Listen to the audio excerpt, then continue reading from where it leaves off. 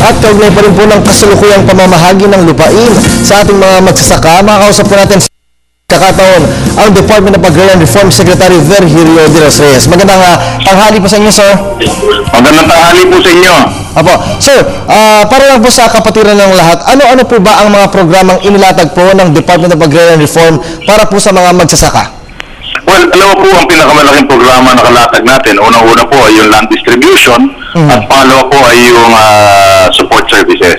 Okay. Sir, tungkol po dun sa land distribution, ano po yung mga nakukuha po ng mga beneficiaries tungkol po dito sa land distribution na ito? Well, sa land distribution po, dalawa po yan. Unang-una ay yung leasehold, yung pong mga lupain na dating hati sa gastos, hati sa kita.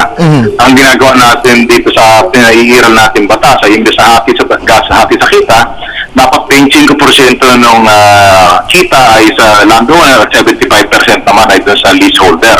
Okay. Yun po yung leasehold. At pangalawa naman, doon sa pamamahagi ng lupa, ay yung mismong titulo na pinamamahagi natin sa mga beneficiaries, at ito po yung nanggagaling sa mga private land at saka doon din po sa lupain na pag-aari ng pamahalaan. Okay. Sekretary, meron na po ba kayong cost estimate kung gaano na po karaming mga magsasaka yung nabigyan po natin ng Well, humigit kumulang po sa ilalim ng DARCA ay mga 2.3 million beneficiaries na atin nabigyan.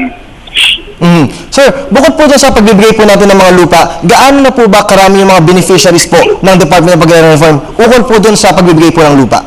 Well, yun nga po, mga 2.3 million beneficiaries na po na bahagian natin ng lupa. At hindi na po ito madadagdagan, sir? Or pwede ba po Madadagdagan pa po ito sapagkat meron pa po tayong balance sila humigit kumulang na 800 to 900,000 hectares. So meron po tayong mga inaasahan na humigit kumulang ng mga kalahating milyong beneficiaryo pa. Okay. Sir, doon po sa pamamahagi po ng ating lupa, meron po ba tayong mga priorities area o priority area po na binibigyan o talaga pong nakaset up na po ito at meron na pong timetable? Well, ang priority areas po natin ayon sa RA 9700 o CARPER ay yung mga lupaing malalawak at saka yung pong nasa ilalim ng dating programa natin ng rice and corn na lupa. So ito po yung mga priority natin at doon po sa maliliit naman lupain, yun po yung hinuhuli natin sapagkat yung po ang tinatakda ng batas. Okay. Sir, bilang isang magsasaka po, kung ako po ay gusto ko pong bumili ng maging beneficiaryo po ng Department of Agrarian Reform, sakaling requirements po na dapat ko pong itugon? Well, unang-una po ay kailangan mapatunayan na kayo ay nagtatrabaho doon sa lupa na yun. At pag sinabi natin nagtatrabaho sa lupa, maaaring kayo ang tenant o leaseholder o kaya naman kayo ay trabahador doon sa lupain na tinutukoy. At panghuli po, kung wala doon sa tenant, wala dito sa nagtatrabaho, ay yung pong kayo walang ibang lupa. Agricultural. Apo. Sir, panghuli na lamang po, ano naman po yung estado po ng land distribution ukol po dun sa nangyaring rally po sa inyo pong tanggapan? Well, unang-una po, ang hindi po nasasabi dito sa balanse na sinisingil sa atin ngayon ay noong mga nakaraang taon, ang karamihan na pinamahagi natin ay ito pong tinatawag natin na government-owned land o kaya naman ay voluntary land transfer.